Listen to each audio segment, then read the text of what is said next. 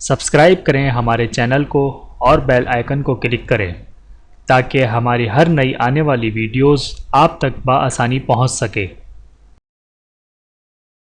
بسم اللہ الرحمن الرحیم۔ حضرت ابو ہریرہ رضی اللہ تعالی عنہ سے روایت ہے کہ نبی کریم صلی اللہ علیہ وآلہ وسلم نے فرمایا، اللہ عز و جل ارشاد فرماتا ہے کہ ابن آدم نے روزے کے سوا ہر عمل اپنے لیے کیا اور روزہ بالخصوص میرے لیے رکھا اور اس کی خصوصی جزا میں دوں گا۔ اس ذات کی قسم جس کی قبضہ قدرت میں محمد صلی اللہ علیہ وآلہ وسلم کی جان ہے، اللہ تبارک و تعالی کے نزدیک روزے دار کے منہ کی بو مشک سے زیادہ خوشبودار ہے۔ حضرت سہیل بن سعد رضی اللہ تعالی عنہ سے روایت ہے کہ نبی کریم صلی اللہ علیہ وآلہ وسلم نے فرمایا، جنت میں 8 دروازے ہیں، ان میں سے ایک دروازے کا نام ریان ہے، اس دروازے سے وہی جائیں گے جو روزے دار ہیں۔ سبحان اللہ۔ روزہ اسلام کا تیسرا اہم رکن ہے جو مسلمان کو مجاہد و ریاضت کی بھٹی میں سے گزار کر کندن بنائے جانے کی طرف ایک اہم قدم ہے۔ امت محمدی صلی اللہ علیہ وآلہ وسلم پر روزے 15 شعبان المعظم کو فرض کیے گئے اور اس بابت رب کائنات نے حکم فرمایا کہ فمن شہید منکم الشہر فلیصم۔ القرآن الکریم سورۃ البقرہ۔ ترجمہ: تم میں سے جو اس مہینے کو پائے وہ اس کے روزے رکھے۔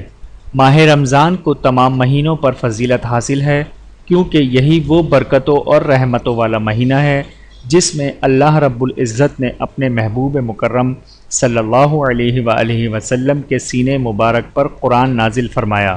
ماہ رمضان کی آمد کے ساتھ ہی رحمت و برکات کا نزول ہوتا ہے اور انسان کے دل میں اس مہینے کا احترام پیدا ہو جاتا ہے جس کی بنا پر قلب انسانی دنیاوی افعال سے دستبردار ہوتے ہوئے عبادت کی طرف راغب ہو جاتا ہے۔ اس ماہ مبارک میں برائی کے دروازے بند کر دیے جاتے ہیں، شیاطین کو زنجیروں میں جکڑ دیا جاتا ہے، دوزخ کے دروازے بند اور جنت کے دروازے کھول دیے جاتے ہیں اور قبروں سے عذاب کو موقف کر دیا جاتا ہے۔ قرآن مجید میں اللہ رب العزت نے ارشاد فرمایا، یا ایہا الذین آمنوا کتب علیکم الصیام کما کتب علی الذین من قبلکم لعلکم تتقون۔ ترجمہ: اے ایمان والو، تم پر روزے فرض کر دیے گئے ہیں جس طرح تم سے پہلی امتوں پر فرض کیے گئے تھے تاکہ تم متقی ہو جاؤ۔ رسول اللہ صلی اللہ علیہ وآلہ وسلم نے فرمایا، اللہ تعالیٰ فرماتا ہے، ابن آدم کے تمام اعمال اس کے لیے ہیں سوائے روزے کے، بے شک وہ میرے لیے ہے اور میں خود اس کا بدلہ دوں گا۔ رسول اللہ صلی اللہ علیہ وآلہ وسلم نے فرمایا، روزہ اور قرآن قیامت کے دن بندے کے لیے سفارش کریں گے۔ روزہ کہے گا، اے میرے رب، میں نے اس بندے کو کھانے پینے اور اپنی خواہش پوری کرنے سے روکے رکھا، لہٰذا اس کے بارے میں میری سفارش قبول فرما۔ قرآن کہے گا، اے میرے رب، میں نے اس بندے کو رات کو سونے سے روکے رکھا قیام کے لیے، لہٰذا اس کے بارے میں میری سفارش قبول فرما۔ چنانچہ دونوں کی سفارش قبول کی جائے گی۔ حضور اکرم صلی اللہ علیہ وآلہ وسلم رمضان کریم کا چاند دیکھ کر خصوصی دعا فرمایا کرتے تھے۔ جب حضور اکرم صلی اللہ علیہ وآلہ وسلم رمضان المبارک کا چاند دیکھتے تو فرماتے، یہ چاند خیر و برکت کا ہے، میں اس ذات پر ایمان رکھتا ہوں جس نے تجھے پیدا فرمایا۔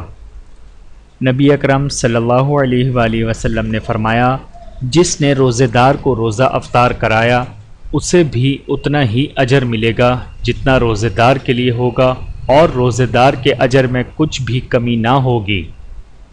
رسول اکرم صلی اللہ علیہ وآلہ وسلم نے فرمایا، روزے دار کو 2 خوشیاں حاصل ہوتی ہیں، ایک اس وقت جب وہ افطار کرتا ہے تو خوشی محسوس کرتا ہے، اور دوسری جب وہ اپنے رب سے ملاقات کرے گا تو روزے کا ثواب دیکھ کر خوش ہو جائے گا۔ رسول اکرم صلی اللہ علیہ وآلہ وسلم نے فرمایا، جب رمضان کی پہلی رات آتی ہے تو شیطانوں اور سرکش جنوں کو جکڑ دیا جاتا ہے، جہنم کے دروازے بند کر دیے جاتے ہیں اور ان میں سے ایک دروازہ بھی کھلا نہیں رہتا، اور جنت کے دروازے کھول دیے جاتے ہیں، ان میں سے ایک دروازہ بھی بند نہیں رہتا۔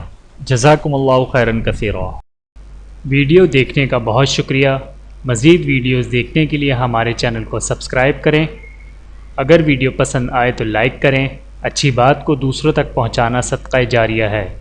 جزاکم اللہ خیرا کثیرا۔ اپنا اور اپنے پیاروں کا بہت زیادہ خیال رکھیے گا اور مجھے دعاؤں میں یاد رکھیے گا۔ Take care. اللہ حافظ۔